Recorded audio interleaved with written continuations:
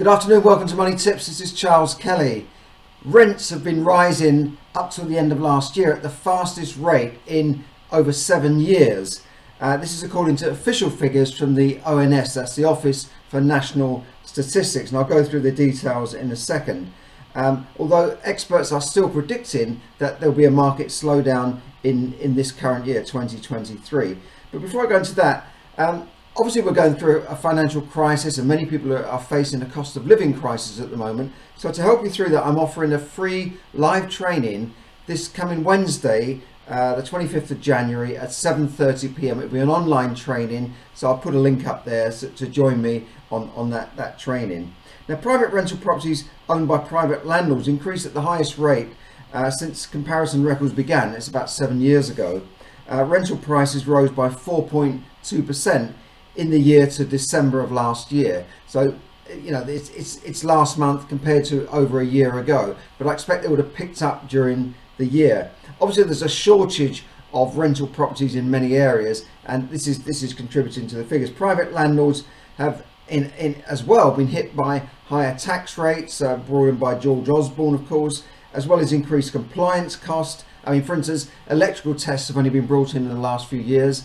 The average electrical test, according to my figures, are around about £300 or £400, and then they always find something wrong. They're always going to find a bit of cable that's no longer in date because they keep changing the rules on that.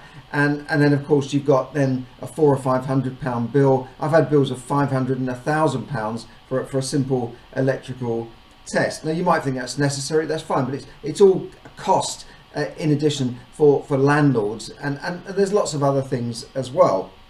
So this is not encouraging landlords to go out and buy properties.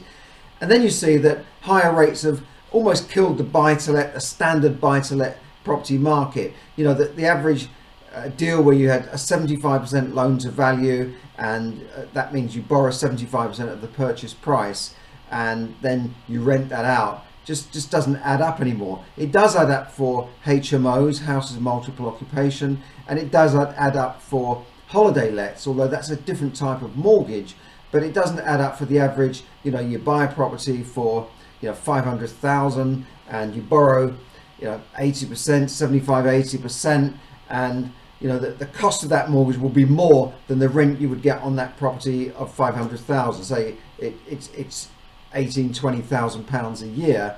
It just doesn't work out on a 75. And I've been through this in previous episodes. Yes. So the figures and you can look up these figures. I'll put a link up. The ONS figures. Other figures from them showed that property prices increased by 10% in the year to November last year. But obviously we saw that month figures were going down, but on the annual figure up to November, they had gone up by 10.3% on average to November. And that was a slowdown because by last October, they were 12%. So you can see there was already a 2% odd slowdown in the last year, if you get what I mean.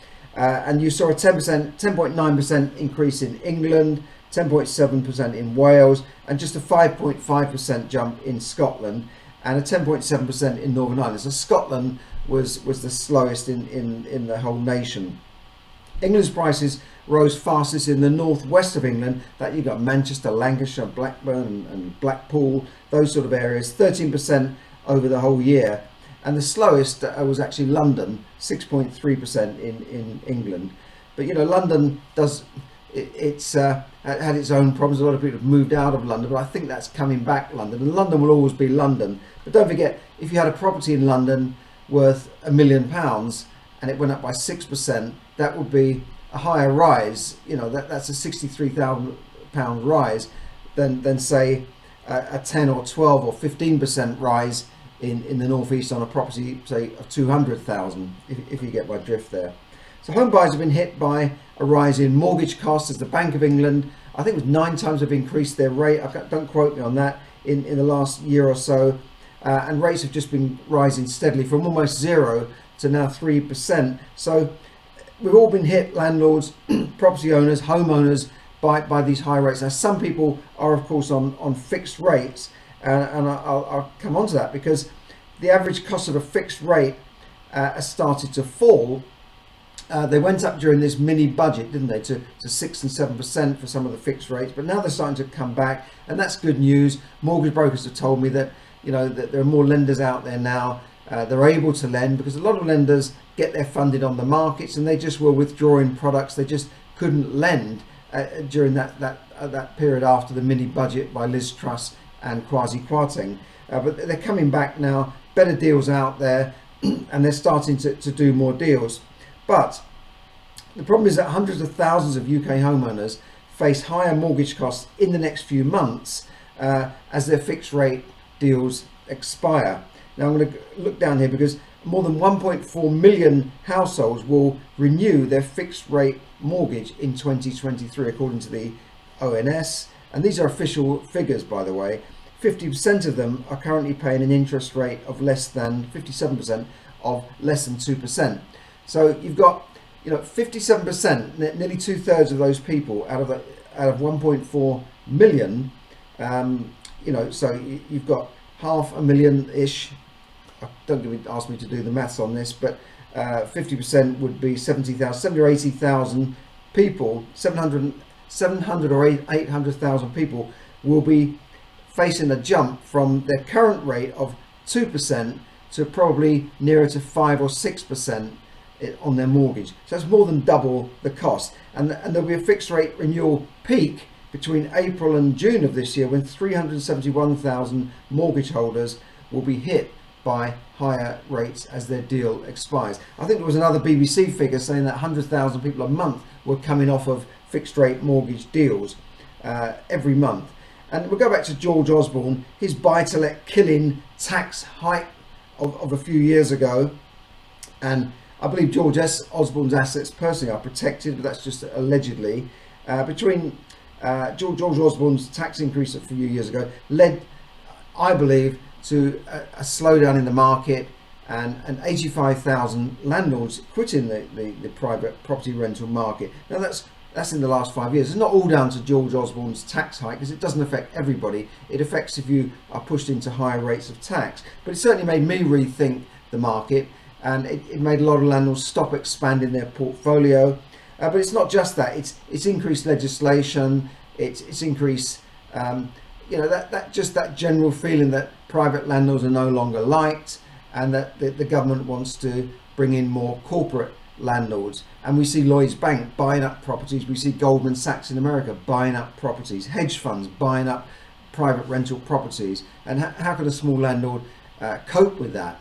And we've had then calls for a tougher legislation on landlords. For the end of Section 21 is another problem brought in by a Conservative government.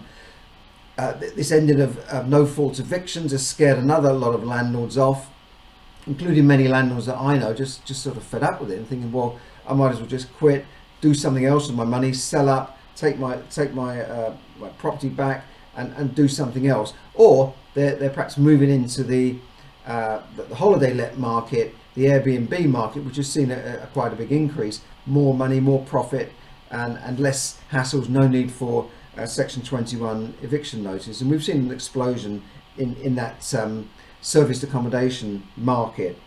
So as I said, we're going to see a massive rise in the number of people coming to the end, and that's going to mean that people will either sell up, get into trouble with their mortgage, and I think there's going to be a bit of a bloodbath this year, and unless rates come down. Now, the good news is that rates are coming down a bit, and we don't know what the Bank of England are going to do on their next meeting. Will they increase rates? I don't think so. They might keep things level. They could even come down. Who knows? Because inflation has come down. Costs of things have come down. So that's a bit of good news. The economy is slightly on the move as well. It's going up a little bit. But we've seen oil and gas prices come down. Petrol prices at the pump are much cheaper. Cheapest place, by the way, in the UK is Costco. If you want to, you'll get it 10 pence a litre cheaper than most places. It's worth paying that membership of 30 odd quid a year to join Costco just for that fuel. That's all I use it for. But you get there early in the morning, otherwise there's a massive queue. But yeah, oil prices have come down, and gas prices, wholesale gas prices have come down, I think 20 or 30%, but that's not reflected in the bills yet, because the companies, oh no, we can't put prices down yet because it takes a while before we get out of our current contracts. But they're quick enough to increase prices, aren't they? So we should see that if you haven't fixed your gas and electricity bills yet, and it's on a variable, it might start to come down. Of course, a lot of people scrambled to fix their rate and found that there was no good deals available, but there might be some relief this year as the cost to the consumer comes down. Of course, we've had government support in the UK. A lot of people are getting this £67 a month rebate. That's going to end in March, and businesses are going to face a lot of trouble. I've heard of businesses in the last few days that have just said, well, we can't do this. Either they're putting their company into liquidation and restarting, or they're just saying, well, I've had enough. Restaurants facing huge rises in costs of electricities, and people that are selling electricity contracts, wholesale dealers, these people from Utility Warehouse are having a boom time at the moment in their business, because they are one of the cheapest. Utility Warehouse, there you go. I'm not a member of that group, by the way. I'm just telling you that they are one of the cheapest. Now, millions of people, although prices are coming down, inflation has come down less than 10%, but does that mean that your bills are going to come down as well? No, it just means that the rate of increase, that 10% inflation and depreciation of money, is slowing down slightly, but the increases that are already there will probably stay in place unless retailers and companies decide, well, look, we're not selling any of this product, we'll have to bring prices down. And I think I can see that there's signs of that happening. But the depreciation of your money, the inflation-led reduction in your spending power of your money is only going down slightly, and you will still get less for your money that was in the bank a year ago today than you would a year ago, and it's still going to be a 10% less in the next year, or thereabouts. In other words, if you're leaving your money in the bank under the mattress earning virtually zero, and inflation is running at 10%, your cash is depreciating. It will buy less next year than it will right now, and particularly when property prices are still going up year on year. They're slowing down now, and I think there will be a fall in property prices, but you've got to look at that. And a lot of people sort of ask me, well, should I buy? Should I wait? I've done a little video on that, and I think if you're buying as a first-time buyer, and you've got your mortgage arranged, then go ahead and buy. Because you may not get that chance again. If there is a property crash, often there's a mortgage crash as well. Lenders don't want to lend. Oh no, can't lend when property prices are at rock bottom. We prefer to lend when they're at the peak. Yes, I've seen that happen so many times. Mortgages become very difficult during a property crash. Now, we don't know if there's going to be a property crash, by the way, but I think there'll definitely be a reduction in properties, more stuff coming on the market. There's evidence that auctions have got very quiet, and the auction is the last point of sale, the last chance saloon to sell a property. And if you can't sell a property at auction, then you've got no chance, So auctions have been quiet, properties not reaching their reserve, deals falling through because they can't get their money. All sorts of things are happening out there. So if you were buying for investment or buying to let, I'd be cautious unless you can get a really good deal. But then on the other hand, you've got to think, well, if you're sitting on cash, that money is losing value all the time. Stock markets, I think, are definitely due for a big correction. People like Harry Dent predicting a 90% decrease in the markets. You've got Jeremy Grantham predicting a big fall, the biggest fall we're going to see in our lifetime, because of all this money printing that's taken place. And this money printing, this quantitative easing, has in effect caused the inflation, and now we are paying for it with the pain of higher interest rates. So millions of people are facing this crisis, really, and to help people through that, and to help you get control and manage your money more effectively, I put together a free training online. It's a live training with me talking to you online, taking questions as well, and you can get that on my channel. Do click on the link below, and I want to show you then how you can not only survive in this recession that we are in a recession, but actually thrive in a recession, or even a depression if that were to happen. People make, there's a lot to be said that people make more money in recessions and depressions than they do in boom times. And there's a very simple reason for that, because there's more opportunities. There's more opportunities to buy assets at lower prices, to start businesses when there's been a big clear out of lame businesses. So don't give up. You've got to keep going. And I also want to show you how to get control of your finances immediately. At least within 28 days, you can really get control of your finances and spending. Then learn how to save and invest for your future. Because if you can't save, if you can't put something aside to take advantage of opportunities, then, you know, as Clement W. Stone said, the seeds of greatness are not in you if a man can't save. Now, I also want to teach you about learning, or help you to learn about finance and money in general, learn the language of money. Most people don't know this because it's not taught in schools and colleges, but when I went into financial services and I did those courses and sat exams, it really opened up my eyes. I thought, wow, what's all this? You know, I really didn't know much about pensions and insurance and investment bonds and stock markets. I just didn't know. I wasn't taught at school. So when this, it opened up a big world to me, and I learned about mortgages. I learned about leverage, borrowing money, as I talk about in my book, Borrow and Grow Rich, how to use leverage to increase your wealth, and that's made a huge difference in my life.